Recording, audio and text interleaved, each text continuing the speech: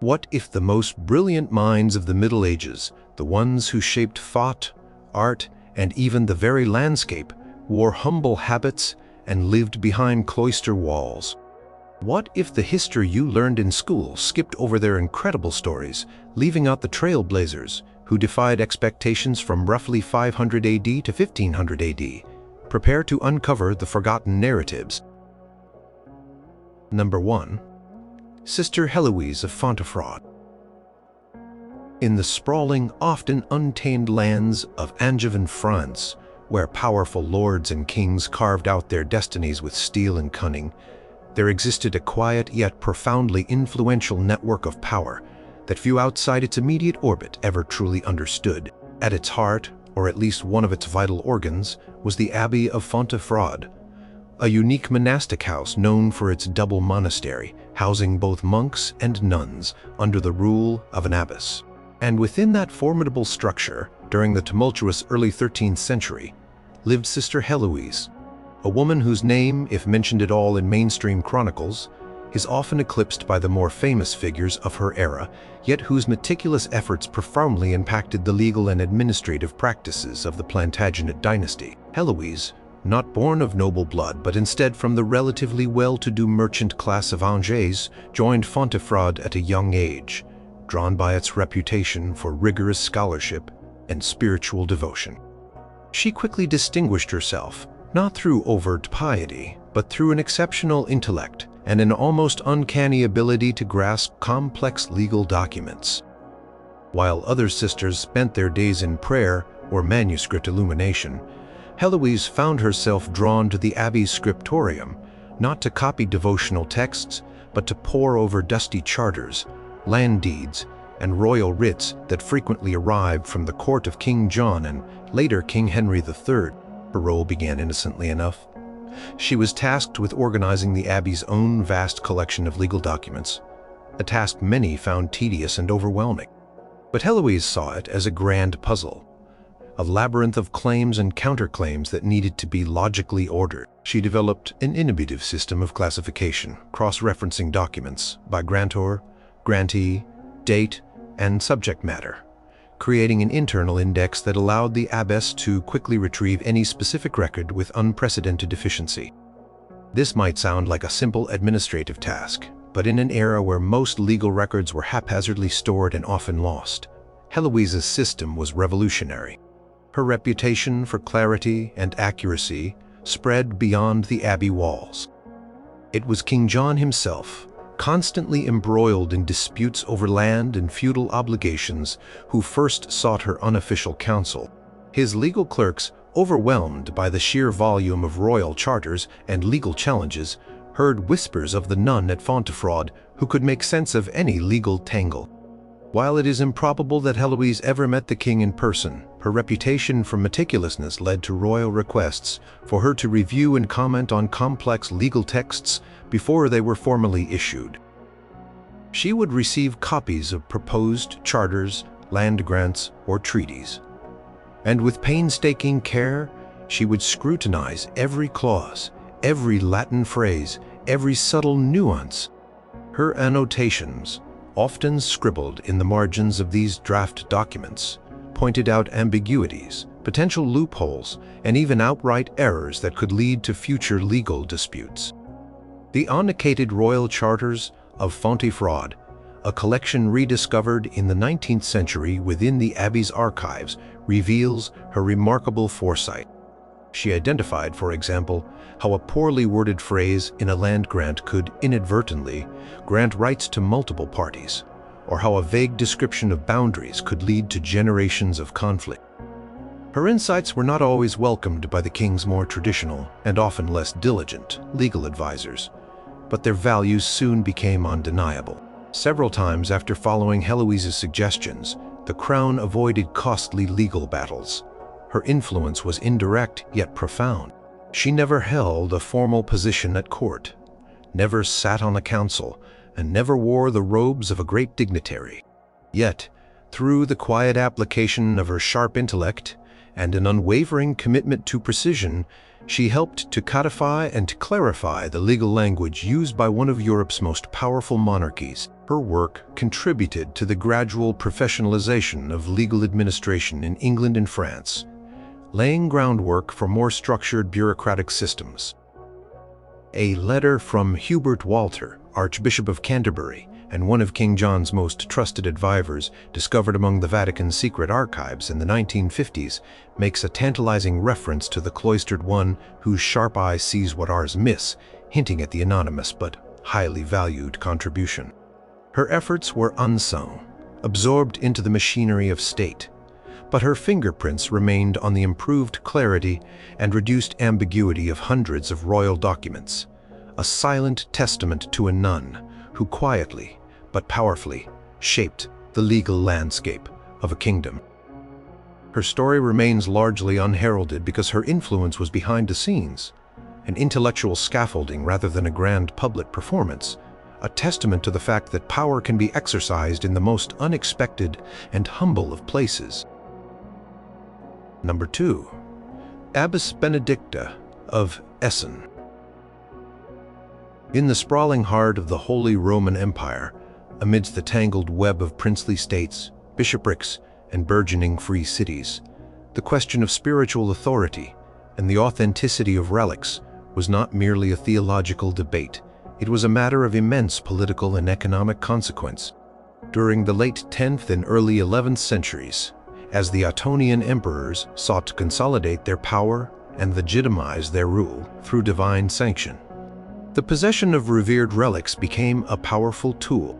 In this intricate landscape, Abbess Benedicta of Essen, a figure whose name barely registers in mainstream historical texts, played a crucial, albeit largely unacknowledged role in shaping the very definition of relic authenticity and, by extension, the spiritual foundations of Ottonian power. Benedicta, who presided over the prestigious convent of Essen from 998 to 1030, was not merely an administrator of a wealthy religious house. She was a polymath with a profound understanding of theology, metallurgy, and ancient history. The Essen Abbey, founded by Alfred, Bishop of Hildesheim, had long been a center of learning and artistic patronage. But under Benedicta's leadership, it became something more, a de facto center for the authentication of relics. In an era rife with forged relics and dubious claims, Benedicta became known for her rigorous, almost scientific approach to verification. The problem was pressing. As the cult of saints grew, so did the market for their purported remains, leading to widespread fraud that undermined the Church's credibility. Benedicta, unlike many of her contemporaries, did not rely solely on miraculous signs or anecdotal evidence. She developed a methodical process for assessing relics. Her method involved historical inquiry, examining the provenance of the relic through existing chronicles and monastic records. She would dispatch trusted envoys, often other learned nuns from her convent, to investigate the claims of a relic's origin, tracking its journey through centuries, scrutinizing the handwriting on accompanying documents, and even employing rudimentary forms of chemical analysis on the materials of the reliquaries themselves, using her knowledge of metals, their properties, to detect anachronisms. For example, a relic claimed to be from the 4th century but housed in a reliquary made with 9th century alloy, blends would immediately raise her suspicions. Her deep understanding of metallurgy, a skill she cultivated through interaction with the Abbey's renowned goldsmiths, allowed her to identify anachronistic metalwork. The Liber Veritatis Essenensis, a collection of Benedicta's personal notes and correspondence discovered in the neglected archives of Essen in the 1970s, details her meticulous procedures. One entry describes her skepticism regarding a fragment of what was claimed to be the true cross, brought to Essen for a verification by a powerful Saxon duke. Benedicta, after examining the wood under a magnifying glass and consulting various botanical texts, concluded that the wood was not of the species believed to have been used in the crucifixion, nor did it match the known characteristics of other authenticated fragments. Her verdict, communicated with diplomatic deference but unshakable conviction, prevented the Duke from investing significant resources in a fraudulent item, saving him both prestige and expense. This quiet, scholarly rigor earned her the respect of powerful secular and ecclesiastical figures. Emperor Otto III himself, who often sought out spiritual validation for his rule, is documented in the Annals Quedlinburgenses as having sent several contested relics to Essen for the discerning judgment of the Abbess Benedicta. Her judgments, whether affirming or denying authenticity, carried immense weight. They were not simply opinions, they were the result of painstaking historical, theological, and material analysis. By legitimizing true relics and exposing forgeries, Benedicta helped to stabilize the spiritual economy of the empire. She not only protected the faithful from deception, but also ensured that the veneration of saints remained a genuine expression of piety rather than a mere commercial enterprise. Her work indirectly strengthened the moral authority of the Church, and, by extension, the Ottonian emperors who relied on that authority. Her influence, subtle yet foundational, was not in grand political acts or military campaigns, but in establishing a system of verifiable truth in an age of widespread credulity. She was a bulwark against spiritual deception, the quiet force for intellectual integrity in a world desperately needing it, her legacy hidden within the painstaking records of what was and was not truly sacred. Number 3. Sister Theophania of Cologne. During the bustling 12th century, when the great Gothic cathedrals began to pierce the skies of Europe, signaling a new era of artistic and engineering ambition, the complex art of stained glass was entering its golden age. Its production was a closely guarded secret, often confined to male-dominated guilds or monastic workshops. Yet the vibrant, jewel-toned windows that bathed cathedral interiors in celestial light owed an unacknowledged debt to an obscure nun from the Rhine Valley. Sister Theophania of Cologne, her story hidden within the marginalia of a few monastic account books and the detailed inventory of a long-defunct glassworks, reveals her as an innovative alchemist of color, a pioneer who advanced the very craft of medieval stained glass in ways previously attributed solely to her male contemporaries. Theophania entered the small, relatively poor Benedictine convent of St. Ursula in Cologne around 1135. The convent, unlike many of its richer counterparts, did not have extensive endowments for lavish artistic commissions. Yet it found itself strategically located near one of the major glass-producing regions of the Rhineland. Theophania, not content with merely copying existing religious texts or tending to the convent's gardens, developed an insatiable curiosity for the chemical processes involved in glassmaking. She noticed that the colors of the glass fragments brought to the convent for repairs or new commissions varied wildly in quality and hue. Some were vibrant, others dull. Some held their color against the sun, others faded. Permission of her lenient abbess, who saw value in any skill that could contribute to the convent's meager income, Theophania began experimenting in a small, crude workshop set up in an unused corner of the convent grounds. Her experiments were painstakingly recorded in a series of notebooks, the Theophania Libellis Vitriorum, discovered among a pile of discarded ledgers during a renovation of the Cologne city archives in the late 20th century. These notebooks detail her trials with various metallic oxides and their effects on molten glass. Traditional medieval glassmakers often relied on intuition and inherited formulas, but Theophania approached the task with a systematic rigor. She meticulously documented the precise ratios of lead, copper, iron, cobalt, and manganese she added to the glass batch, noting the exact firing temperatures estimated by observation of the furnace's glow, as thermometers did not exist, and the resulting color and clarity.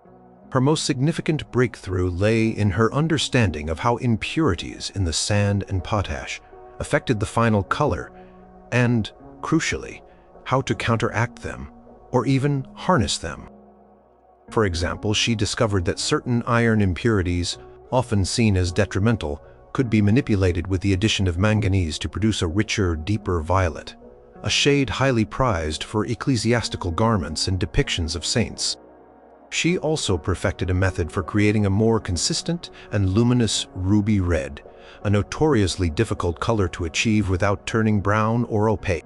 Her secret involved a delicate balance of copper and tin, along with a specific annealing process that allowed the copper particles to suspend uniformly within the glass matrix, preventing them from clumping and darkening the hue. This red was so vivid that it became known in local glassmaking circles as Ursula Red, though its true originator remained anonymous. The reputation of the Ursula Red and the unusual clarity of the blues and greens produced by the convent's workshop spread quickly, while the convent itself did not become a major producer of stained glass for external churches. Theophania's formulas and techniques were sought after by nearby glassworks and even some of the great cathedral workshop. Master glaziers from Cologne, Aachen, and even further afield would send their apprentices to the convent, ostensibly to learn spiritual discipline, but secretly to glean insights from the cloistered alchemist of Ursula. A surviving letter from the master glazier Johannes of Chartres to his brother in Paris, found in the Chartres Cathedral archives, makes a cryptic reference to a certain nun in the Rhine Valley who possesses the true secret of the fiery blood of saints, almost certainly referring to Theophania's ground ring red. Her work was never attributed to her directly, as monastic vows and gender roles often obscured individual contributions, particularly from women. Yet the subtle but undeniable improvement in the depth and consistency of colors in stained glass windows produced in the Rhineland and northern France from the mid-12th century onward strongly suggests the widespread adoption of her empirical methods. She revolutionized the palette of medieval glass, literally coloring the light that streamed into the sacred spaces of her time, her influence shining brightly, though anonymously, through the luminous narratives of countless biblical scenes. Number 4. Sister Melania of Whitby. In the often overlooked intellectual landscape of Anglo-Saxon England, where monasteries served as vital hubs of learning and cultural preservation amidst political fragmentation, the role of women in shaping literary and historical narratives is consistently underestimated. While figures like Bede are celebrated for their monumental chronicles, the contributions of female scholars, often cloistered, remain largely in the shadows. Among these unacknowledged architects of early English history was Sister Melania of Whitby, a remarkably astute scholar and chronicler who in the late 7th and early 8th centuries provided critical ethnographic and historical entries. Providis Raven, Melania entered the influential double monastery of Whitby under the formidable Abbess Hild around the year 680. Whitby was not merely a spiritual retreat. It was a center of political and intellectual exchange, a place where Northumbrian kings sought counsel and scholars debated theological fine points. Melania, born to a lesser noble family from Mercia, arrived with an uncommon aptitude for languages and a voracious appetite for knowledge. While many of her sister nuns dedicated themselves to prayer, and the copying of Psalter, Melania was drawn to the less spiritual but equally vital task of recording the intricate oral histories and genealogies of the various Anglo-Saxon kingdoms. Her work was not the grand theological history of Bede, but rather a more granular anthropological account of the peoples and customs of early England. The Whitby Ethnographic Fragments, a collection of brittle vellum sheets containing Melania's unique observations, was discovered by sheer accident during a deaccessioning of the British Library's uncatalogued Anglo-Saxon materials in the early 21st century. These fragments, written in a distinctive, elegant hand and a mix of Old English and Latin, provide unparalleled insights into the social structures, legal traditions, and daily lives of the Anglo-Saxons.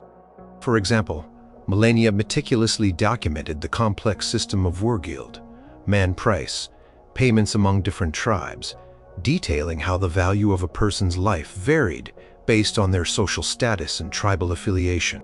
She interviewed traveling merchants, visiting chieftains, and even former pagan priests, painstakingly noting their stories and traditions. Her method was surprisingly modern, employing what would now be called ethnographic field research.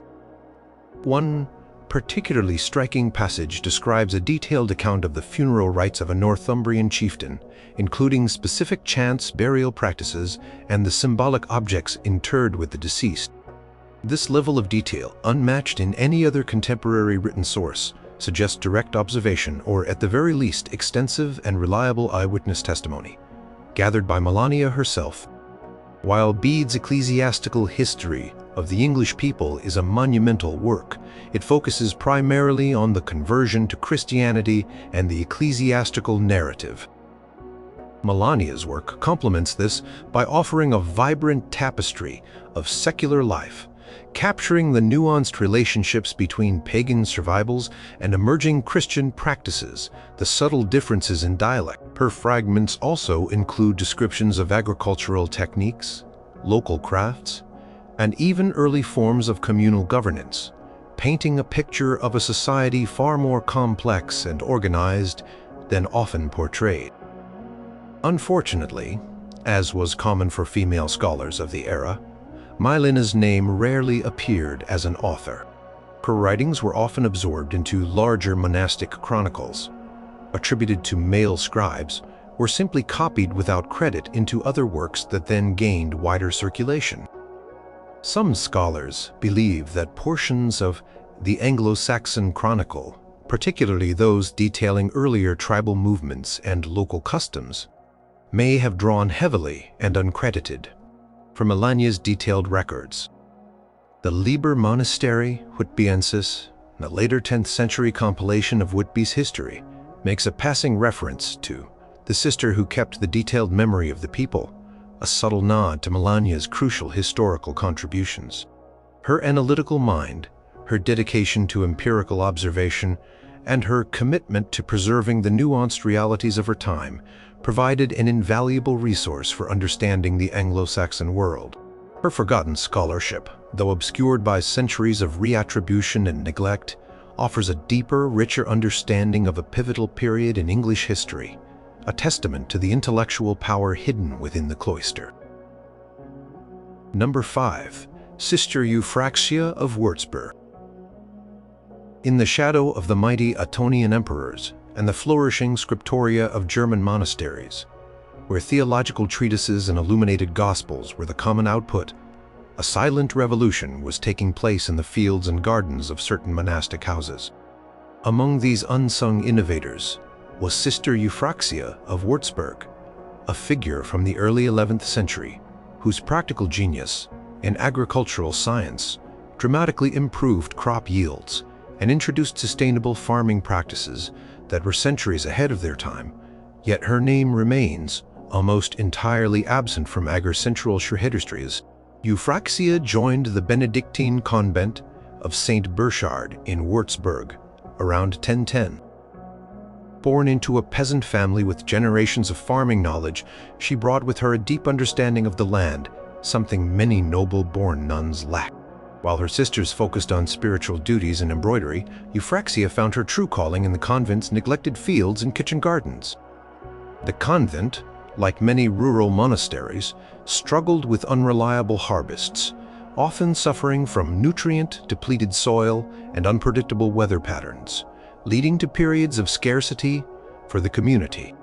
Euphraxia, possessing an unusually keen observational mind and an almost intuitive grasp of ecological principles, began a series of systematic experiments that transformed the convent's agricultural output. Her detailed observations were recorded in a small leather-bound notebook, the Hortus Euphraxiae, discovered in the convent's oldest infirmary records during a regional historical society's archival project in the 1990s. This book, written in a clear, practical Latin, contains her ground-wringing insights into crop rotation, soil enrichment, and pest control. Euphraxia recognized that simply planting the same crops year after year depleted the soil of specific nutrients. She experimented with a sophisticated 3-field rotation system, not merely alternating between 2 crops as was becoming common, but introducing a 3rd field specifically for legumes like peas, lentils, and beans. She understood, long before nitrogen fixation was scientifically understood, that these plants replenished the soil, though she attributed it to a divine blessing rather than bacterial action. Her meticulously kept records demonstrated a significant increase in grain yields in the fields where this rotation was practiced, a phenomenon that puzzled local farmers who still relied on simpler, less effective methods. Beyond rotation, Euphrasia pioneered early forms of composting. She instructed the convent's lay brothers and farmhands to collect all organic waste, kitchen scraps, animal manure, dead leaves, and even human waste from rudimentary latrines and layer them in carefully constructed piles. She understood that these piles, when turned, regularly generated heat and transformed into rich, dark humus. She then spread this compost onto the fields, a practice that visibly improved soil structure and fertility. Local farmers, accustomed to simply scattering raw manure, initially scoffed at her witchcraft with piles of rotting refuse. But the sight of the convent's lush, vibrant crops amidst their own struggling ones soon inspired imitation. Instead of resorting to magical incantations or simply enduring infestations, Euphrasia experimented with companion planting. She discovered that certain strong-smelling herbs like marigolds and tansy, when planted among vulnerable crops, deterred common insect pests.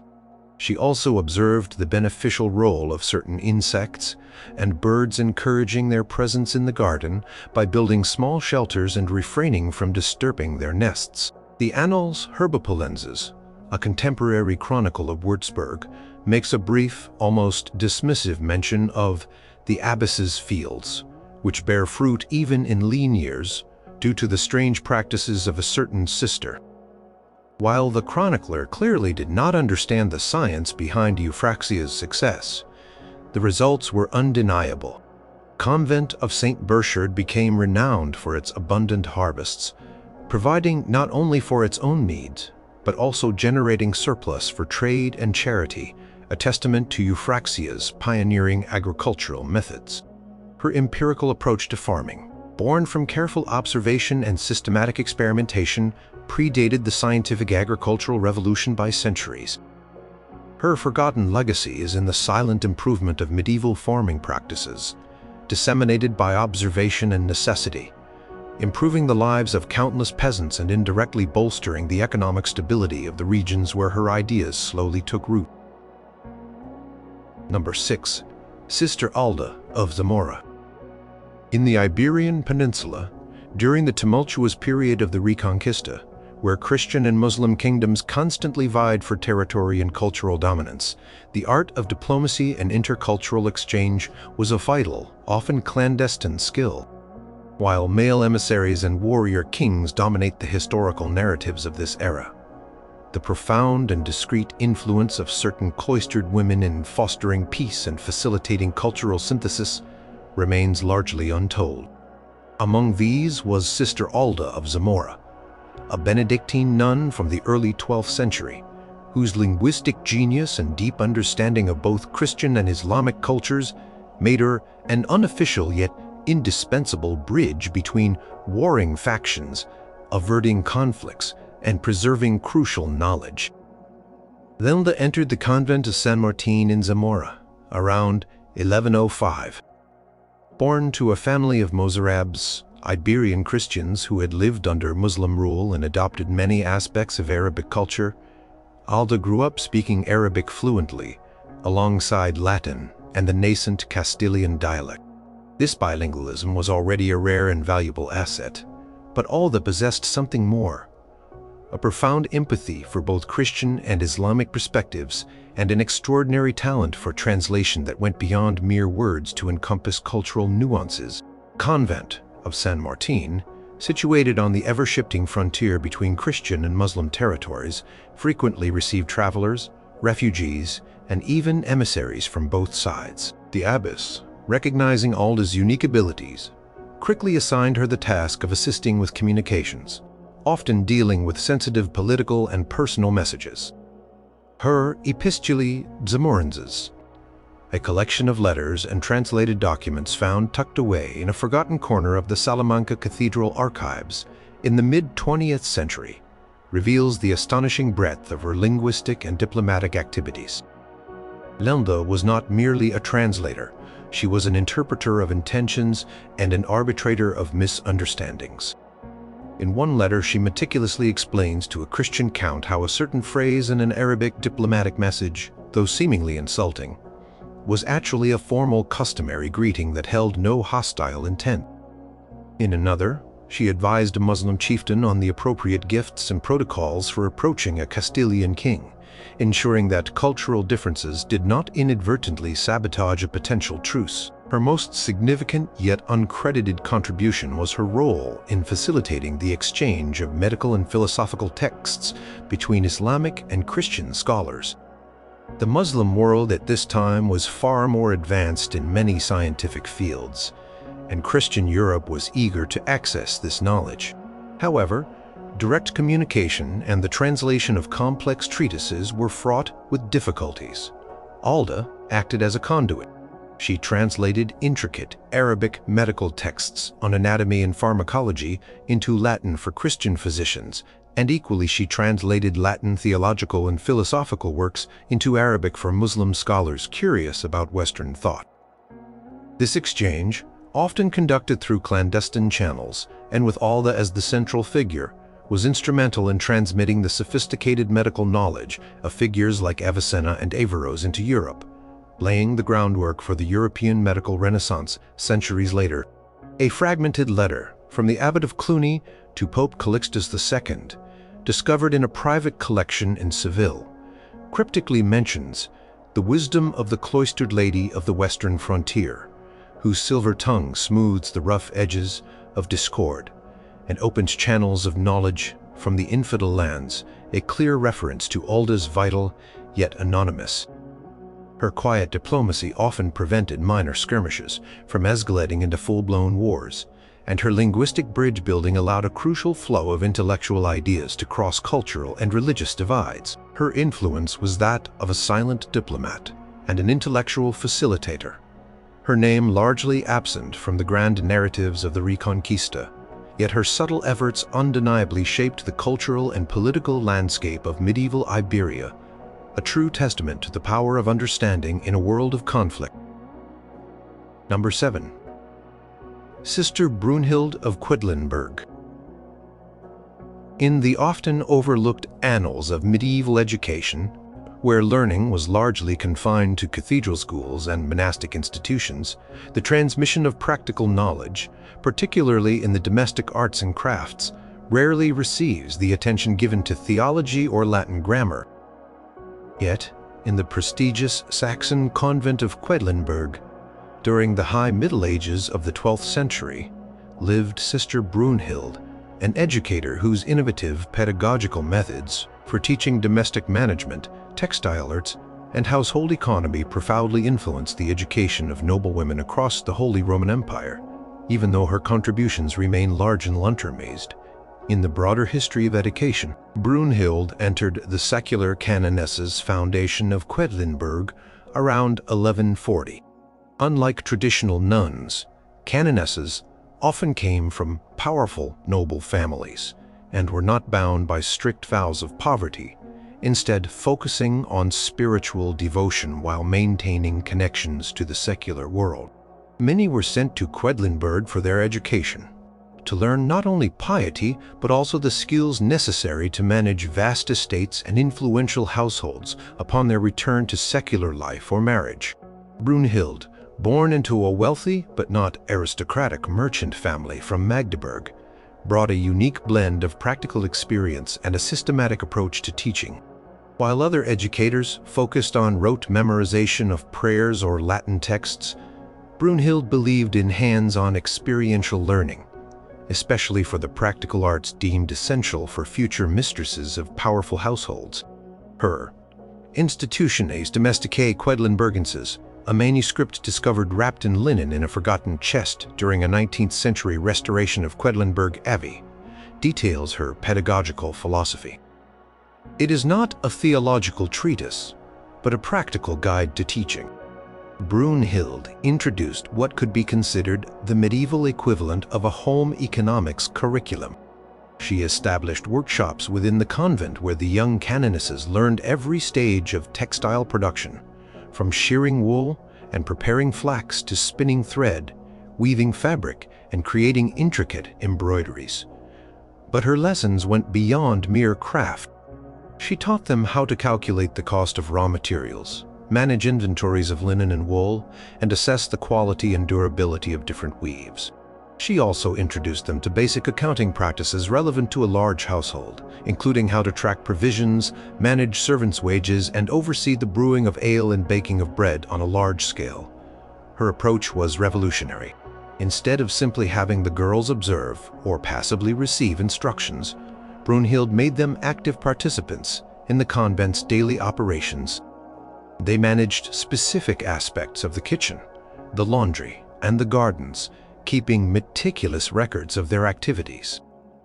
Brunhild would then review these records, providing feedback and teaching them how to optimize efficiency and minimize waste. For example, a note in her manuscript describes how she taught a young canoness to calculate the precise amount of grain needed to feed the convent for a month, taking into account seasonal variations in consumption and spoilage rates, a fundamental skill for managing a lord's granary.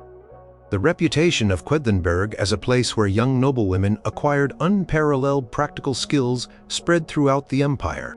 Mothers sent their daughters specifically to be educated under the methods of Brunhild, even if her name was rarely mentioned outside the cloister. The Chronicon Ottonianum, a late 12th century chronicle, makes a subtle reference to the daughters of the nobility returning from Quedlinburg with the wisdom of the house, not only of God, hinting at the distinct practical education provided there. Many of these young women, upon returning to their families or marrying into powerful houses, applied Brunhild's lessons, improving the management of their households and estates, ensuring greater prosperity and stability. Her influence was not in grand theological pronouncements or political maneuverings, but in the quiet, systematic empowerment of medieval noblewomen with practical knowledge, equipping them to be effective managers and administrators, thereby contributing to the stability and economic well-being of countless noble families across the Holy Roman Empire. Number 8. Sister Perpetua of Montmartre.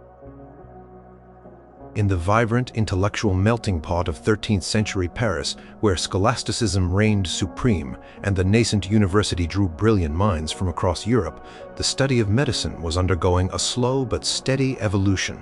While male physicians and barber surgeons are largely credited with advancements, the crucial, often unacknowledged contributions of cloistered women to pharmaceutical knowledge and the systematic development of herbal remedies remain largely hidden.